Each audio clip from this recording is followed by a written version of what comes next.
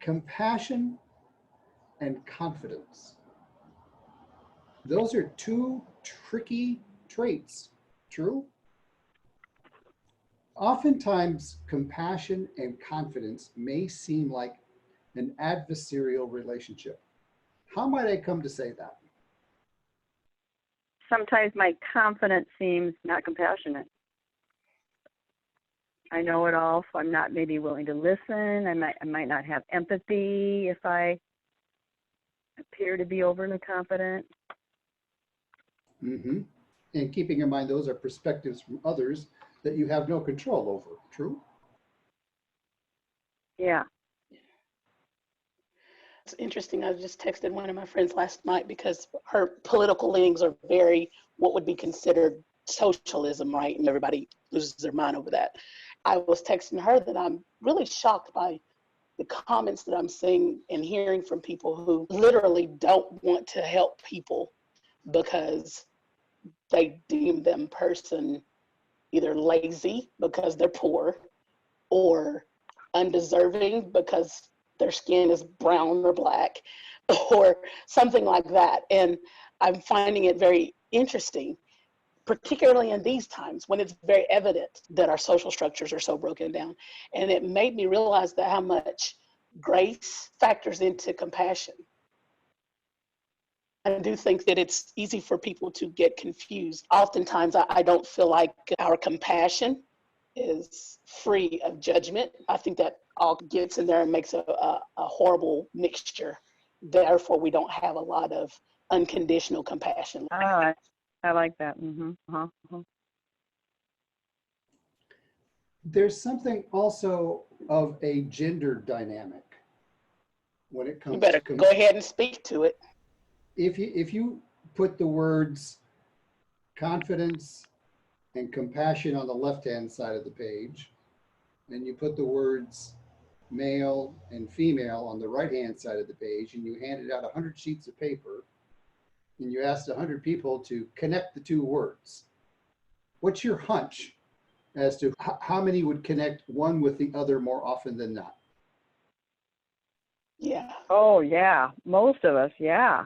What lines would you draw? What words would you connect with what words?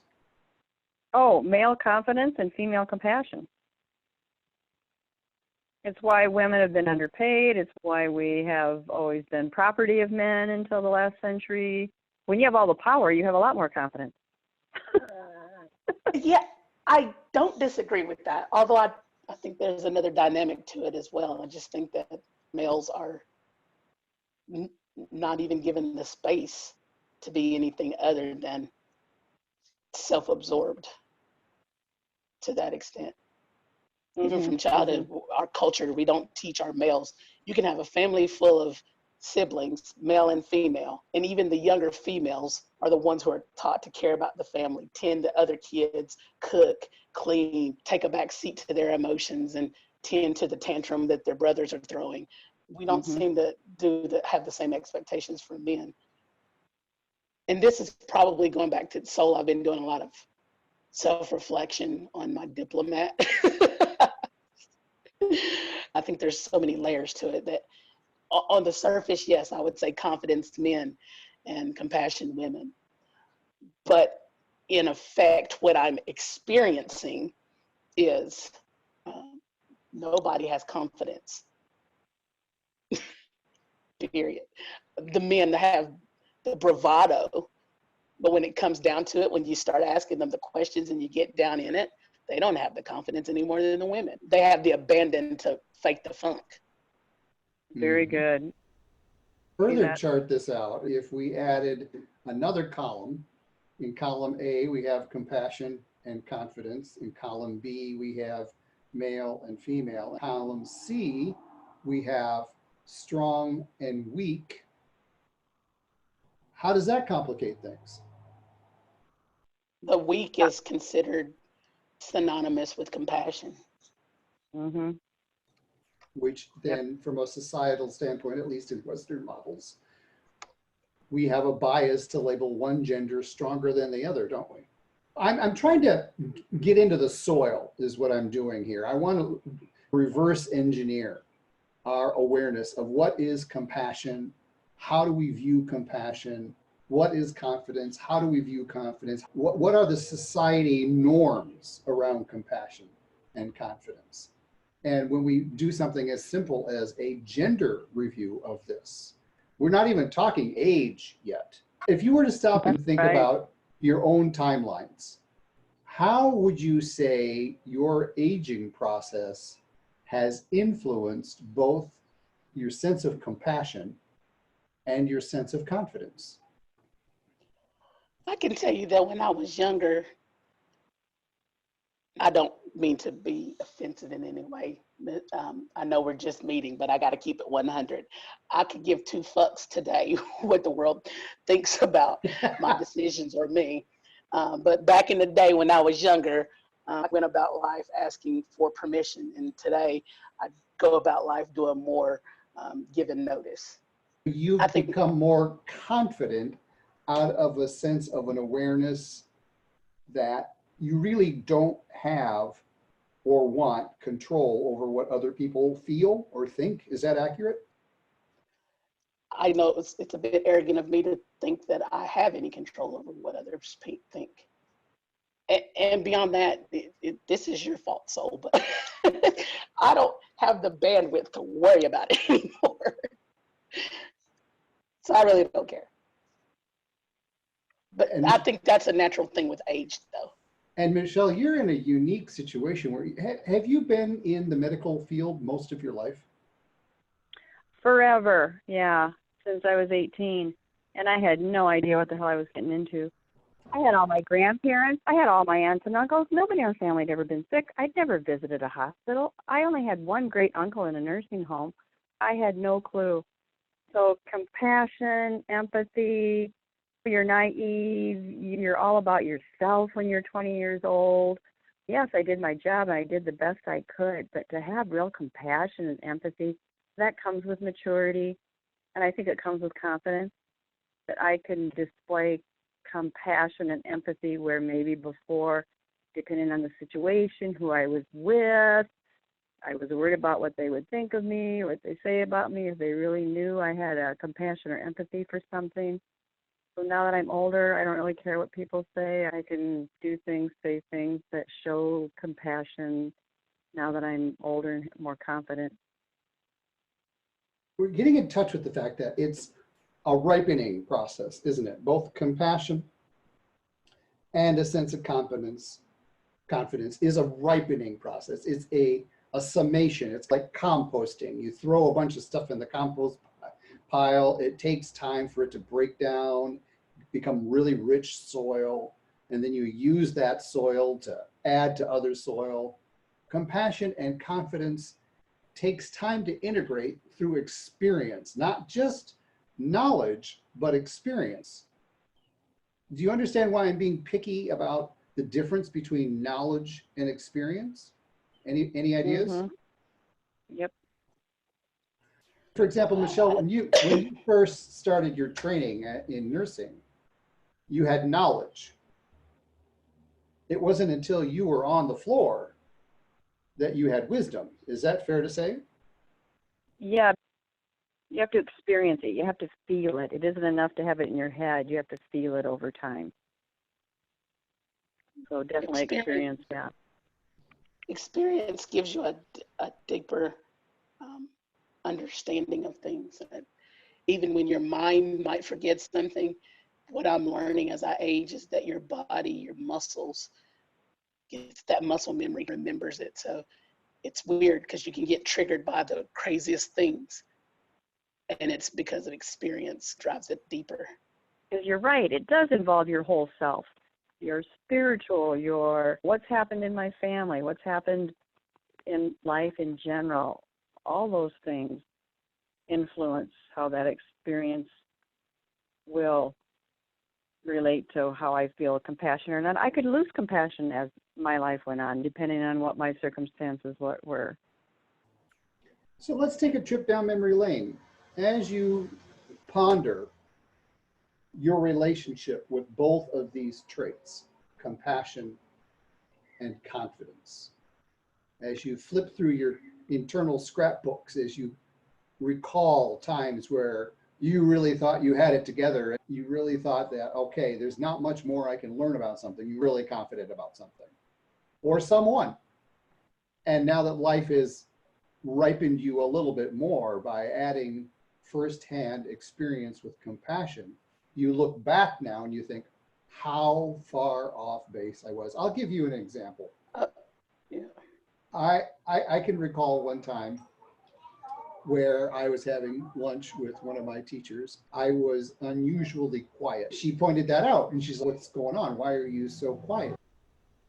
I explained the fact that at that point in time, I was in my early 30s, that becoming a more awake and aware of the fact that the more I wake up spiritually, the more I become aware of the fact that we are all so interconnected. The more I become aware of every word I say, every action I take, every word I don't say, every inaction I do, can have profound impacts, and it's freaking me out. It's equivalent to analysis paralysis. Up until that point in time, I thought I was fairly confident. I thought the rug was pulled from underneath of me. So I was looking for a bit of consolation from this teacher. Something like, thank you for being more awake and aware. Thank you for being more mindful. I was coming from that perspective. She did something that to this day still is so clear in my memory. She looked me square in the eye and says, well, aren't you an arrogant asshole? I did not see that coming. That's pretty good. I thought I was being highly compassionate. She saw it as arrogance. She saw my confidence as arrogance. I did not have a clue where that was coming from. If the rug weren't pulled from underneath my feet already, now I thought I was in a free fall. She let me be in that space for a while. She finally said, okay, here's the deal. Do you think the divine that you come from and that you will return to, are you more omnipotent than that? And I looked at her and I said, you've completely lost me. She says, I'm going to make it really simple for you. Do you think you're going to be allowed to hurt someone? And that was a cosmic lightning bolt that went through me, that course corrected my capacity to be both compassionate and confident. I really understood for the first time in my life that I am on a journey. I'm being divinely guided. I'm being divinely guided to not only succeed, but to be of services in ways that everyone succeeds. All right, I'll step off my soapbox and I'll throw that out as an example. I want to bring up the fact that there are times where we go through stages and cycles where I believe we become quite confident. We've been in it for years, we know it, but then something happens and it shakes our confidence. At that moment in time when our confidence is shaken, what's your relationship with compassion? Can you be compassionate with yourself first? I've certainly learned that you couldn't have told me 6 years ago when I met you that I wasn't very confident. I didn't know I wasn't confident. I didn't know how often I second guess myself, third guess myself, and ask permission from the world. I didn't realize just how much I did that.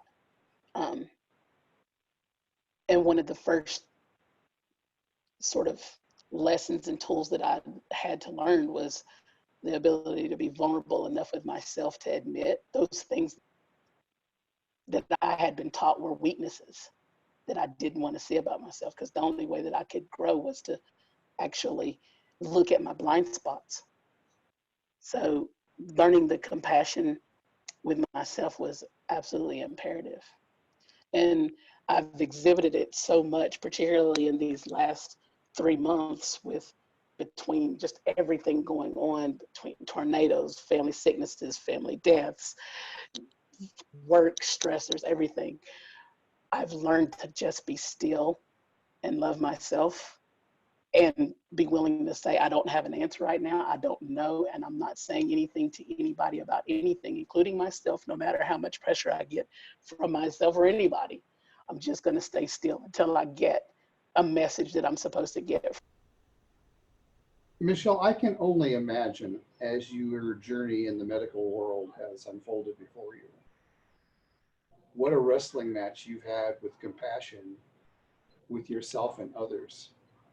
I can only imagine the number of times where you've recognized it was a fine balance between taking care of yourself before you took care of someone else so that you could take care of them.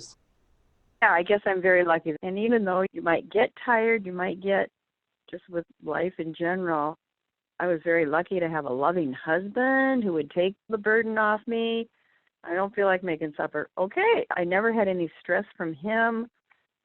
I had wonderful kids, very loving. So everything I gave, I got back. Yeah, I'm very lucky that way. I never felt like that I gave more than I didn't get back. Because that's a wonderful thing about nursing. It can be a long, hard shift, but to look in the eyes of a patient who's grateful or who feels better or who get to know these people after taking care of them night after night. So, yeah, there's a little bit of a bond there that I got just as much love back or just as much compassion back or from taking care of people too. So I know that doesn't make much sense because they're at their most vulnerable and they're suffering. And most of them don't show gratefulness. It's just like that connectiveness that you talk about. I wasn't aware of it all my years of nursing, but there's a connectiveness there. You just, after one shift of taking care of this patient, I can come back the next night and just know immediately what their needs are, what I should do, when I should do it for that person. And you just help draw your own map of the fact that you have done a wonderful job of integrating compassion with confidence. I'm very lucky. I've had wonderful charge nurses, supervisors that if I had a bad shift, I could go to and vent to them because you sure can't bring it home to your spouse. And wonderful coworkers. I've been very lucky. I've been surrounded by wonderful people my whole life. Yeah, wonderful church community, which again I never realized the reason we went to church, and now I get it. The community is great. Yeah. What do you think of this statement? Patience and our capacity for being patient is the key to mixing compassion with confidence. Yeah. I'm pretty laid back and patient.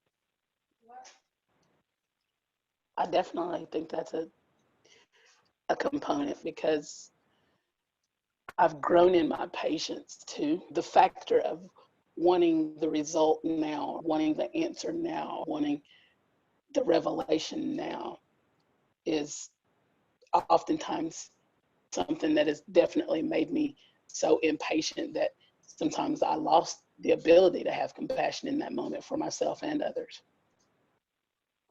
That's the tool I want to throw out there, is to ponder our relationship, our history with patience. Anybody who's known me for any length of time, they all know that I have a rather tumultuous relationship with the teacher known as patience. There are times I'm like, oh, this is fantastic. And there are times where like, ah! Something along the lines of, God, give me patience and give it to me yesterday. You know, it's just. I think my wife has definitely taught me a lot of patience over the 2 decades we've been together. I think you've taught me a lot of patience. Yep. But also, I have fallen in love with not being so wound tight and stressed out. It makes patience easier. I'm like a Pavlovian dog, if you will, because I've been very consistent over the last few years with my patience. And every time that I'm patient, I'm able to go, thank you. I have a lot of gratitude because I waited and now I have the perfect resolution. I have the perfect answer. I didn't have the words then and I would have said something forcefully, but because I had the patience to say to someone, I don't have the words right now, but I'm going to hold space with you or something like that. Like every time I can't tell you how many times over and over in the last few years that I've realized that I've been positively rewarded with being patient. Ah, I can see that if I'm impatient. I'm thinking of standing in funeral lines. I hate standing in funeral lines, so I guess I'm not patient. Mm-hmm. But you know what? It made me more aware of what's going on. I had a chance to look at the pictures of the family that they have on the video screens nowadays. And it's, you know what, Michelle, you have nothing else to do. Just stand here and pray. Just cool your jets. This isn't about you today. Yeah, I guess there are times when I've been impatient, and that too has taken maturity to say, yeah. And that comes from Connie Mae. Connie was phenomenal about. I've learned a lot of lessons from her, a lot of reflection on what, has transpired over my life. That's one of them. Just be in the moment. Isn't it fascinating how something as simple and at the same time complex, patience, plays a factor in knitting together compassion with confidence, especially when we're faced with something of the unknown. That first day on the job, that first few moments meeting someone that you have never met before, that first time you visited an unknown place that's you've not really studied up on. When we allow patience to act like rain, a gentle rain on a garden, after the rain is done and the sun comes out, plants are beginning to take in that sunlight, and now that they've got the water, they can't suck it all up at once. They gently take in that rain. Patience, to me, has always been the wooden spoon in that bowl where we're combining the ingredients of compassion and confidence. It creates a leadership style that transcends time. I'm going to wrap up with this notion. Think about compassionate, confident people. Is it fair to say we have a tendency to remember them much longer after their departure than we remember those who are, let's say, arrogant in their confidence? What do you think of that statement? I definitely do. Yeah, because they probably touched me in a way. They were patient with me. I probably learned from them. They were able to reflect back to me about what I was saying or doing, and they were able to listen. Yeah, that would be the kind of person I would remember. For sure. I think of people who have been so compassionate and patient with me that even moments when I might have come off as a bit brash, that they had enough compassion and patience that they allowed me the space to do that. And they even raised up a mirror in such a subtle way that I think nobody else in the room really got it, but I got it and they knew that I got it. And so they allowed me to save face with it at the same time. I know very few people have done that in my life, but those people who have exhibited that, I definitely remember. And just you saying that makes me feel, oh yeah, that's where the confident part comes in then too, because they felt confident enough in themselves to be able to do that with you. Mm-hmm. So it takes more than compassion, I see now. Yeah, that confidence that they have in themselves, that they're able to be that for me. They're able to be themselves in a way that I am drawn to. Yeah. Which then cultivates the confidence on both sides of the aisle. True? Yes. Definitely. Isn't that sneaky? Sneaky. It's that subtle nuance, isn't it? Damn paradoxes. There's a little inside joke there. Process. Have you ever watched something grow? Have you ever watched a thing sprout through, and that initial surprise when you walk by and go, oh, it's above the soil now? watching it grow with that anticipation that one day we're going to watch a rose blossom right before our eyes. We get to take in that extraordinary aroma of that rose blossoming, or it's that absolutely brilliant tomato that has this most robust taste to it. As we watch the growing process and savor the growing process, and then savor the result. Savor the bouquet of flowers, taking in the beauty of each one with our sight, smelling it, touching them, possibly tasting them if we're putting them on our food. How much patience plays a key role in all of that? True? And in the upcoming months where our patience is tried, because we're going to be asked to do things that will severely test our capacity to be patient, I invite you to just remember, you already have the skills to do it. As we wrap up, any thoughts, takeaways? Give me something good to ponder on some more. Yeah, definitely. Makes sense of, a lot of things. How I feel, what I experience. Yeah. Thank you. I do my best to balance, not going too deep, but at the same time giving you something chewy to nibble on. Thank you for co-creating an insightful discussion on the concept of compassionate confidence.